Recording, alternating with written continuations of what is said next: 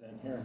I'm Patrick Prominski. This is not the presentation I gave at the Science Fiction Symposium a couple of years ago. This came out of a Quarry Farm Fellowship I had last year.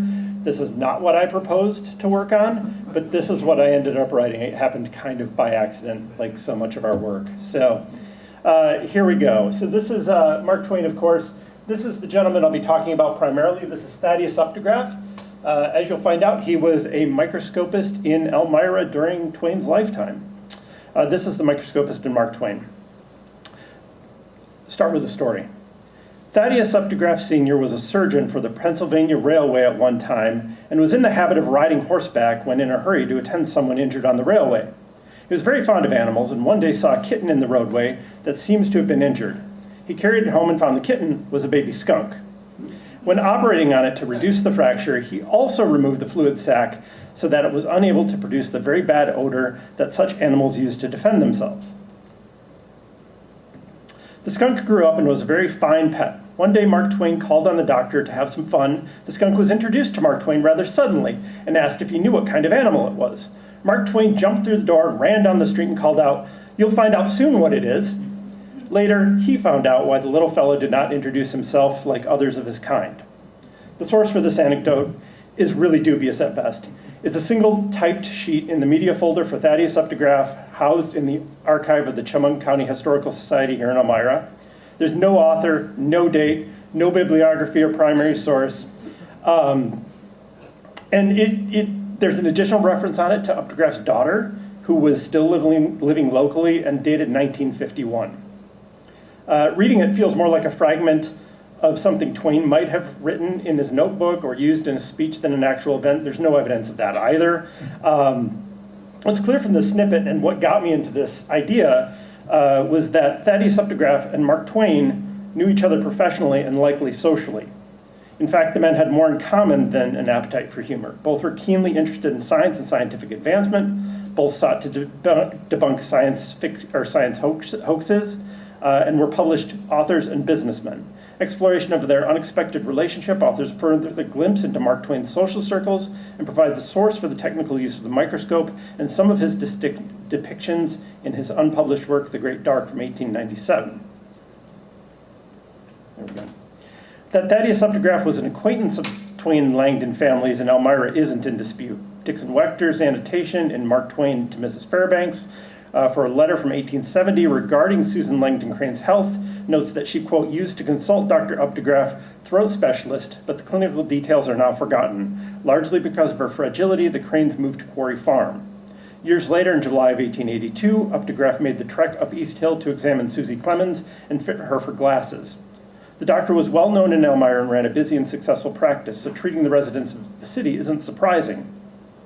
Updegraff was a member of Park Church and friend to Thomas K. Beecher, the same as Twain and the Langdons.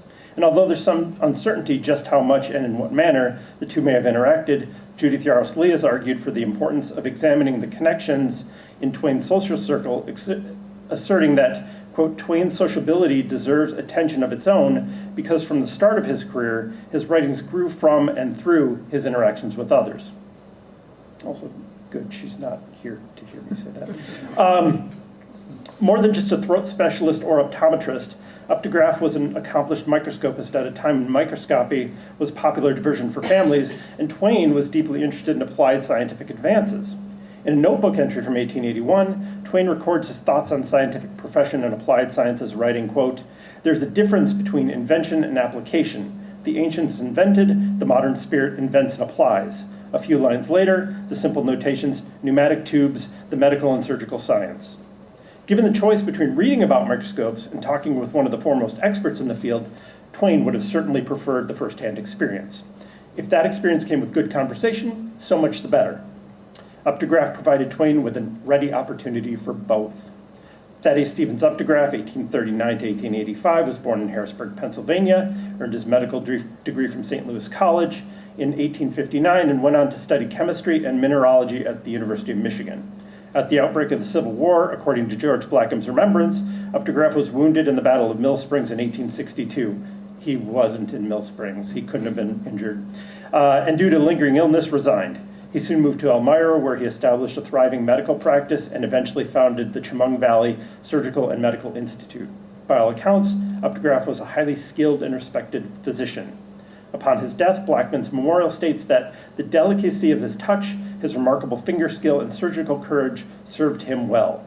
Given his skill, Updegraff sought to share his knowledge with the professional and popular readership. From 1864 until 1885, he published and extensively contributed to the Bestiary, which we'll get to in a minute, which he billed on the cover page as devoted to the exposition of charlatanism in medicine and the education of people upon medical subjects. There's a cover for one of them. Updegraff was a founding member of the Elmira Microscopical Society in 1880. In addition to his surgical work, a rather famous microscopist himself. I don't have time to tell you about it here, but he was involved in a murder case where he said he could tell a dog's blood from human blood. We could talk about it later. The number of scientific societies in the United States grew exponentially after the Civil War. The role of the scientific society in a community the size of Elmira's was crucial to the self-image of the vicinity and its growth. Goldstein argues that local societies such as the one Updegraff formed played a crucial role in the development of both local civics and the knowledge trade. He notes further that people joined these societies not because they were necessarily interested in a topic, but because they felt it would be beneficial for the community, and in turn, these societies communicated their knowledge with the outside world, marking the society's place on the map. It's in Updegraff's social dealings with the Microscopical Society where the web with Twain becomes entangled. The society boasted a reasonably famous pair of microscopists among its members, Updegraff, of course, but it was led by Dr. Silas Gleason, Twain's neighbor on East Hill, who with his wife Rachel managed the Water Cure Sanitarium. The Microscopical Society wasn't an insignificant local club. In 1882, Gleason welcomed the members of the American Society of Microscopists to Elmira for their annual meeting. It was held at Park Church, where Updegraff, Gleason, and Twain were all members. Following Updegraff's death in 1886, the Elmira Microscopical Society was merged with the Elmira Academy of Sciences, and it renamed itself the Updegraff Microscopical Club. Doesn't exactly roll off the tongue. While Twain himself doesn't seem to have contributed directly to Updegraff's publication, the doctor does mention him in a few places. The archival record of the Bestiary is really incomplete. There's a lot that's not available. Some issues seem to be lost. Others aren't indexed anywhere. But in the extant issues, there are 3 references to Twain, 2 probably by Updegraff and 1 by Gleason. Taken together, these establish an informality between Updegraff and Twain that could have emerged through their social relationship. Due to time here, I'm going to talk only about 2, the ones from Updegraff. One of the features of each issue of the Bestiary was the Our Correspondence section. Readers could write Updegraff describing their symptoms, and he would reply in the pages, reprinting their letter and what he thought was wrong with the person. Between 2 sections in 1869 and a small space filler at the bottom of the page, Updegraff first mentions Twain. The article is brief. A frog, 3 foot 4 inches high, weighing 94 pounds, and going 10 feet at a leap, is one of the products of Tennessee. Fact. The newspapers say so, from the advertiser. Updegraff's reply below that is, where's Mark Twain? He wants that frog. By the time of the issue's publication, Twain's jumping frog story was well known. But that the item appears in 1869, it's possible the two met during Twain's first visit to Elmira a year earlier in his courtship of Olivia Langdon. The casual, almost playful tone adopted by Updegraff, plus the filler subject apparently custom-made for Twain, seems too perfect for mere coincidence. The second mention directly by Updegraff is a decade later. In the editorial department section, January 1882, he comments on Twain's trip to Canada to challenge residency and establish copyright there. Updegraff calls Twain's plan, quote, lively, and warns Canadians Twain may be there, quote, slyly taking notes for a companion volume to Innocents Abroad, and perhaps to be written in French at that. While certainly to get Canada, Updegraff's comments exhibits a fairly deep understanding of Twain's writing process and his personality. Writing in French as a form of usurping Canadian literature and his passion for languages, that'd be uncommon among Twain's casual readers likely. Further, in his own notebook around that time, Twain recalls a story about another Elmira physician, Dr. Henry Purdy, and the clergyman's wife. In Twain's telling, the clergyman's wife dislocated her wrist, quote, rescuing a child from a pit. However, as her family and the Purdys were not on good terms, she wouldn't be treated by Purdy. Instead, quote, she had to walk to Updegraff's, could get no car, nearly fainting then, pain, and so swollen had to have chloroform, should be sued. The notation for this entry indicates that, quote, it is probable Twain heard this story from Updegraff when the physician made a house call to Quarry Farm in 1882. While the visit in 1882 was the only time Updegraff is documented to have been at Quarry Farm, the social overlap also leaves significant room for the likelihood that the pair spoke both before and after that. There's one other event that ties these two together, the Monument to Adam scheme. In the fall of 1879, Twain suggests making the town of Elmira famous by erecting the statue to Adam. Elmira Daily Advertiser covered the meeting forming the monument committee. The Advertiser reported that, quote, much earnestness was shown for the project and that, quote, a committee to correspond with prominent sculptors was appointed. Although Twain's not listed, he thought his name would give away the joke. Both Beecher and Updegraff are mentioned as president and corresponding secretary, respectively. The scheme is also covered in the spring edition of the Bestiary, where a reporter reported on the proposal and supported the monument's construction. That Updegraff and Beecher would have submitted to be intimate part of the project signifies that they both understood Twain's angle and having been part of the inner circle of the prank's planning and execution. For Twain's part, his understanding of science clearly evolves between the writing of The Great Dark and his later work 3,000 Years Among the Microbes.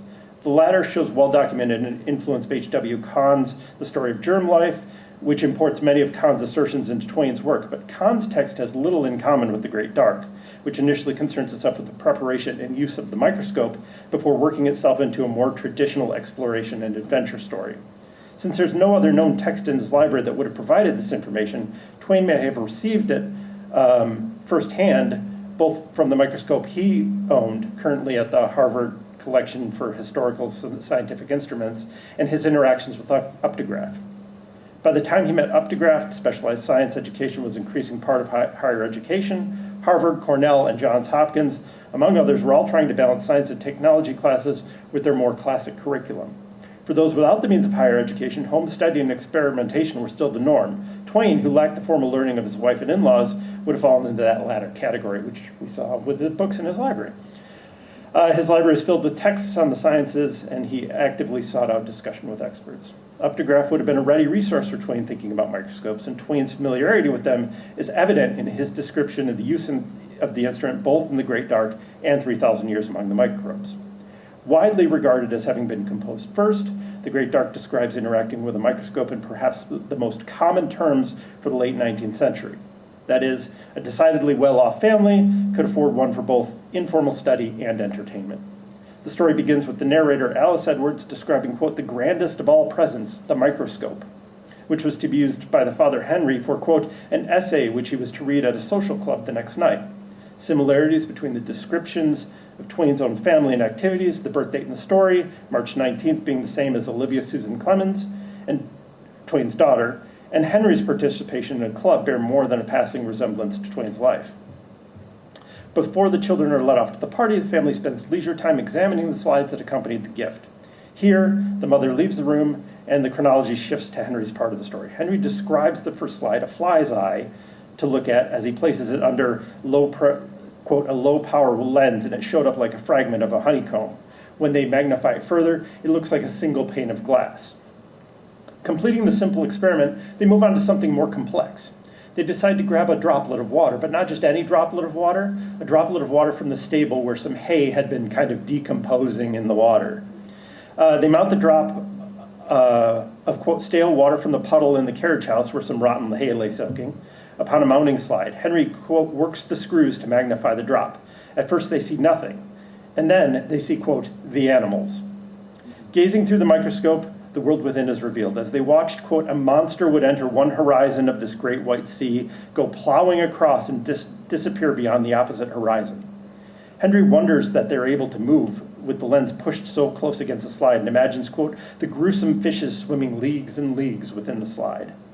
If they could but put the entire drop under the viewing lens, he might see them all.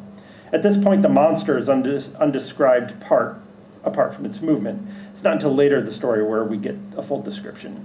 In the Proceedings of the Elmira Academy of Sciences in 1892, there's a brief article about microscopic creatures in Elmira for the student of the microscope. The article describes, quote, a pond on the east side of Sullivan Street, north of the wooden mill. It's called, quote, the old brick pond, not Mr. Wire's brick pond in the backyard, but an old deserted pond in a meadow.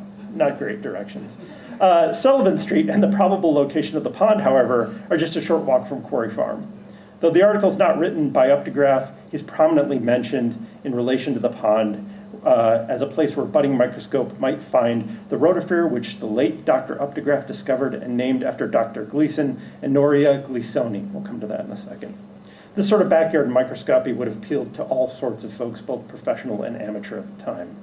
At this point in the story, Alice returns to move the children along to the party, and Henry tells his wife to, quote, strengthen the drop of water with the merest touch of Scotch whiskey to, quote, stir up the animals. Well, this likely would have killed anything on the slide. It's a little misguided. It's an interesting suggestion anyway.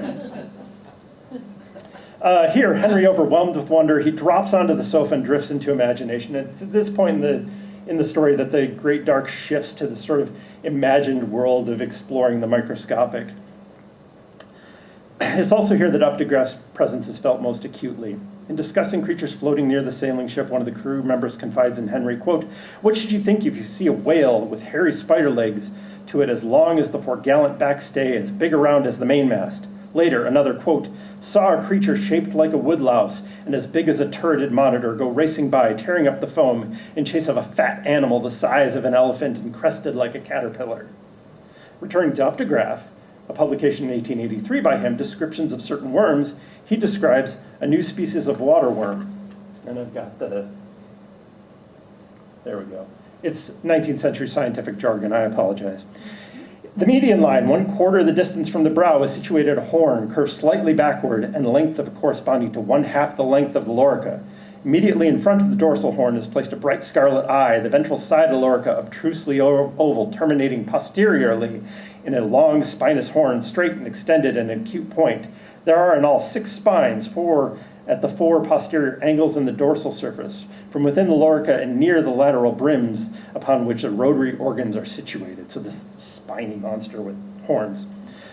Couched in the language of scientific description, the picture painted above is not exactly fear-inducing. However, the sketch that accompanies it, which should have been here, I apologize, resembles what creature Twain's characters might have been describing, a tentacled monster with spines sticking out of its body. And of course, Updegraff names this in the article, Enoria gleasoni, after Silas Gleason, Twain's neighbor and his colleague in the Microscopical Society. In the Bestiary in 1885, Updegraff declares microbiology. This is a new word coined to meet the requirements of the searchers after microbes. Twain himself would take up this search in a later work, 3,000 Years Among the Microbes. Twain's many friendships provided him with the necessary dialogue for development of ideas and support for his career. Thaddeus Updegraff was almost certainly part of Mark Twain's world in Elmira, and the doctor's exuberant personality and scientific renown would have made him an attractive target for Twain's ever-eager drive for discussion and lived experiences. Further, the Microscopist may well have served as an early source for scientific information for Twain's Great Dark, as I've shown here. Updegraff's connection to Twain through multiple shared personal and financial interests all but guarantees leisurely discussion and interaction between the two men, and continued tracking of Twain's social circle will assist us in bringing greater clarity to his writing process and the evolution of his ideas. Thank you. And then, there you go.